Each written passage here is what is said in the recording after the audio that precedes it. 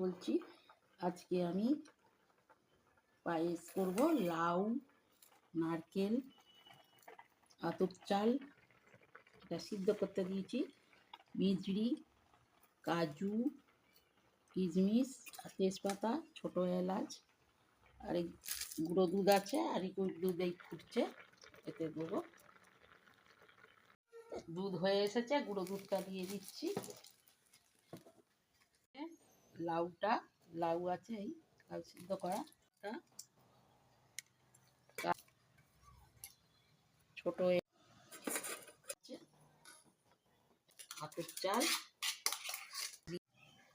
আতপ চালটা সিদ্ধ করা ছিল, সেটাও দিয়ে দিচ্ছি।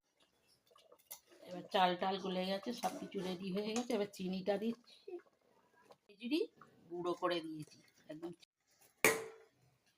নামিয়ে দিচ্ছি।